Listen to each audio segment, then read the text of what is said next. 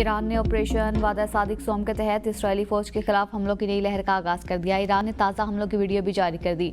ईरानी हुकाम का कहना है कि नए हमलों में सहूनी अफवाज के कमांडर्स और इंटेलिजेंस हेडक्वार्टर्स को निशाना बनाया गया है। ईरानी सुप्रीम लीडर आयतुल्ला खामनाई का कहना है इसराइल का अमेरिका को पुकारना कमजोरी की अलामत। सोशल मीडिया पर अपनी पोस्ट में ईरान के सुप्रीम लीडर ने कहा कि इसराइल का भरपूर जवाब देते रहेंगे, दुश्मन के साथ वही सुलूक किया जाएगा जिसका वो मुस्तहिक है। अक़वाम मुत्तहिदा में ईरानी मिशन ने कहा कि बैनुल-अक़वामी इंसानी कवानीन के पाबंद हैं, शहरियों या शहरी ढांचे को निशाना नहीं बनाते। इससे पहले किए गए हमलों में ईरान ने हैफा समेत शुमाली इसराइल को निशाना बनाया। हमलों के बाद कई गाड़ियों और इमारतों को आग लग गई। बिजली की तरसील के ढांचे को नुकसान पहुंचने के बाद वसी इलाके में बिजली की फराहमी मुनक़ता। धमाके की शिद्दत से हेडक्वार्टर से मुलहिका फौज के सरवका अस्पताल को भी भारी नुकसान पहुंचा।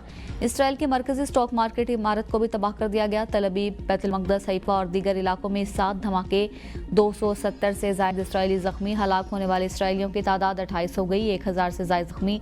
ईरान का पहली बार इसराइल के खिलाफ 2 मराहिल पर मुश्तमिल सजील मिसाइलों का भी इस्तेमाल। कई वॉर हेड्स पर मुश्तमिल नए मिसाइलों का भी इस्तेमाल। इसराइल का दिफाई निज़ाम ईरानी मिसाइलों को रोकने में मुकम्मल तौर पर नाकाम रहा।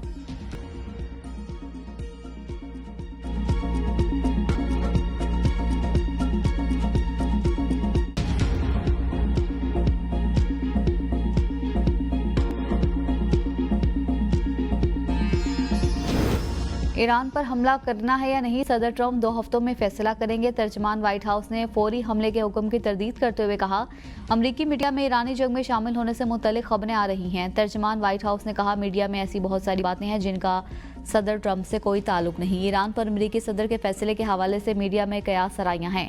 ट्रंप ने अमरीकी मीडिया पर चलने वाली खबरों से मुतल्लिक पैगाम दिया है ईरान को यूरेनियम अफजूदगी की इजाज़त नहीं दी जा सकती।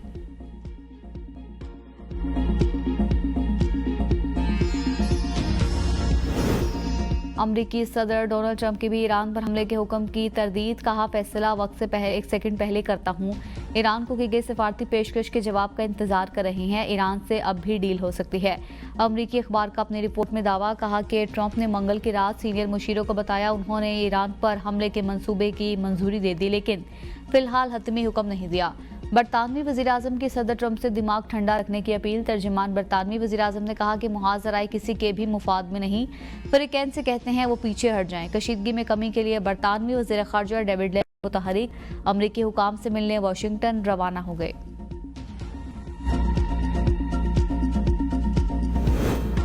इसराइली जारियत के इंतहा, आलमी अमन खतरे में पड़ गया। हमलों में ईरान का 6 फौजियों की शहादत का इतराफ़। ईरान में 246 अफराद शहीद, 1300 से ज़ायद जख्मी। ईरान के अराक रिएक्टर समेत कई शहरों पर हमला। ईरानी टीवी चैनल का कहना है कि ताबकारी का कोई खतरा नहीं, हमले से कबल जगह खाली कर दी गई थी। अमरीकी मीडिया के मुताबिक इसराइल ने पहले ही खबरदार किया था कि वो इस तनसीब पर हमले करेगा। आवाम से कहा गया था कि वे इलाका खाली कर दें। इसराइली फौज का कहना है कि आज फ़ज़ाई हमलों में तेहरान और ईरान के दीगर कई इलाकों को भी निशाना बनाया गया। आलमी तवानाई एजेंसी के हमले की तस्दीक। कहा ताबकारी का कोई खतरा नहीं, हमले से कबल जगह खाली कर दी गई थी। इसराइली हमलों में शहदा की तादाद 240 से ज़ायद हो गई।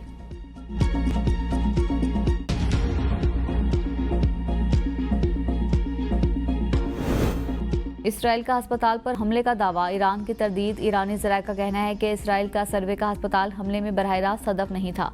सर्वे का इसराइल की 2 बड़ी फौजी तनसीबात, मरकजी इंटेलिजेंस हेडक्वार्टर्स और मरकजी कमांड सेंटर के दरमियान वाक़या है। गावियाम टेक्नोलॉजी पार्क में वाक़या दोनों दफाई तनसीबात का Israeli cyber operation, digital command system और मिलिट्री इंटेलिजेंस इंफ्रास्ट्रक्चर में अहम किरदार है। इसराइली फ़ौज के C-41 और CSR-41 सिस्टम भी इसी टेक्नोलॉजी पार्क में वाक़या थे। सर्वे का अस्पताल के करीब धमाकों की वजह से अस्पताल को भी भारी नुकसान पहुंचा, जिसके बाद इसे इसराइली जख्मी फौजियों से खाली करवा लिया गया। नेतन्याहू ने इल्ज़ाम लगाया कि ईरानी मिसाइलों ने सर्वे का अस्पताल और वस्ती इसराइल में शहरी आबादी को